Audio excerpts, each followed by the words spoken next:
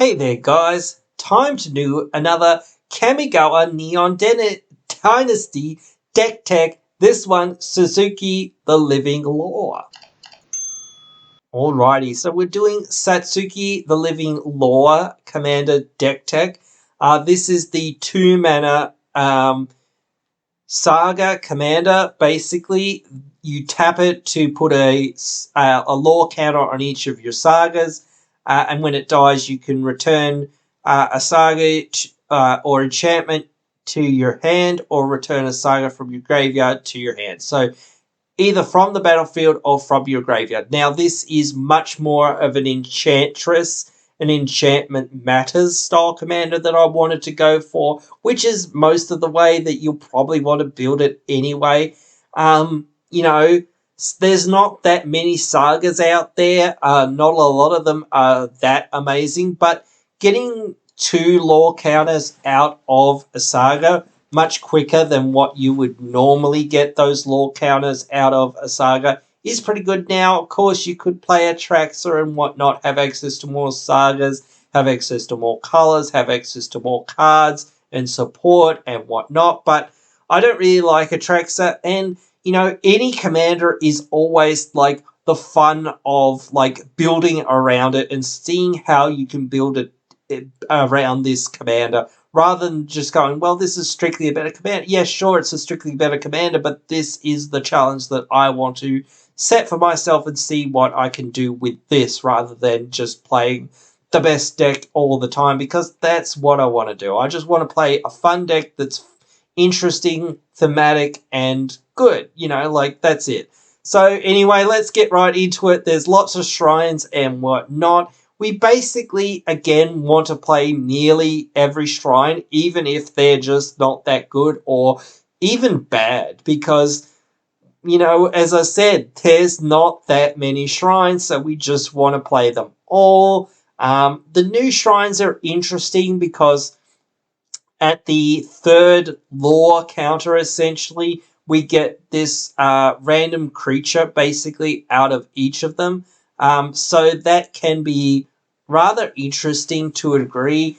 Again, of course, the way I wanted to build this deck was a token style deck or a enchantment based style deck that, you know, relies on, you know, finding ways to make creatures, buff creatures, go wide, get in for some aggro and some damage and kill people. But of course, there's a lot of nice value-y sort of cards in this deck as well, which is quite cool and quite nice and quite interesting. So yeah, there's quite a few cool things that are in this deck. I'm not going to go through some of the more, I don't know, dud. I don't want to say that too much, but certainly the more dud sagas, though, there are quite a few dud sagas, so it's kind of hard not to. But sometimes the law counters and whatnot that you speed these things up with can really help you with, like, getting, you know, further value more quickly, because that's the problem with sagas, is they're very slow to really do a whole lot. I don't even think Elspeth Kontica's deck is that good anywhere or at all. But again, we're playing sagas and we need as many sagas as we can get, so we'll take it. Like I say, so, you know, first around games, pretty good, I think. That's one of the better ones, I think, that's in our colours and whatnot. Song of Freylise can be pretty good as well, but yeah, there are other ones that are okay. And of course, we're playing all the Enchantress stuff like Sethis and whatnot. So we're going to see a lot of Enchantress's presence and whatnot throughout this deck. Eidolon of Blossom, Sanctum Weaver, Satyr Enchanter, all this sort of stuff. Misa Enchantress, Jakai Naturalist. Love this new card for this deck. Really good. Succession Champion, really good as well. History of Benalia is probably one of the better cards in this deck, getting 2/2/2/2s for 3, you know, when it comes out, then quickly giving your knights +2/+1 can be really good. and especially if we can keep getting it back, can be really useful. Sigil of the Amputee Throne can be really good. I don't love Destiny Spitter, but it is an enchantment as well, so we might just play cards and creatures that happen to be enchantments as well, because, again, we need as many enchantments and whatnot so that we can keep drawing cards and keep making tokens and keep doing things. Harmony Weaver, again, I was happy somewhat to pull one of these in my pre-release, I think it was, or maybe it was in my box, I can't really remember. But pretty decent, and will probably go in this deck pretty well. Can copy the abilities of an enchantment source and whatnot. So there are a lot of enchantments in this deck and whatnot that we'll be trying to maybe copy with this so that we can, do a whole bunch of other things, get more value out of them.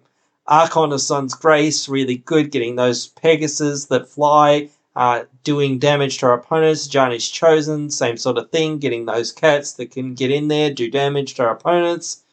Really useful. Was thinking about Evolution Sage, so that's a heavy maybe for a deck like this. Courser of Crufix, again, it is an enchantment, so maybe we'll play it.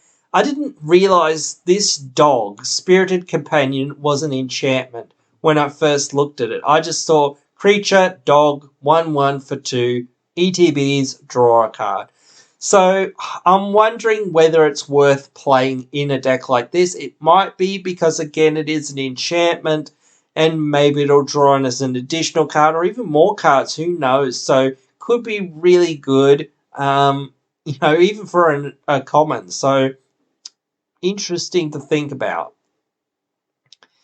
I like Karametra too, because even though we're playing a whole bunch of enchantments and sagas and whatnot and all this other stuff, we still are playing creatures as well. So we will get those lands sometimes, and we'll be able to turn this on as well, and things like that. So it can be really useful. Dryad of the Easing Grove, really good too, especially since it's an enchantment as well. So it can be really good there with the extra synergies and whatnot. I did not realize this 1/1 Death Toucher was an enchantment either. Wow. Did not realize that. What? This guy's an enchantment? I didn't realize this guy was enchantment. It's the guy, Shigeki, whatever his name is. Wow, that's interesting. That is interesting. Very interesting. It's funny the things that you suddenly find out are enchantments. I don't want to go through too much of the instant and sorceries, because again, it's mostly stuff that you'll obviously think, oh yeah, of course, because Swords to Plowshares, Beasts Within, and Generous Gift are really all good. So yeah, like obviously I'm running those, Nature's Claim, things like that. Would love a Farewell in this. We're never going to choose enchantments, I don't think, but still pretty darn good. Obvious things like Beligade Recovery can be really good as well.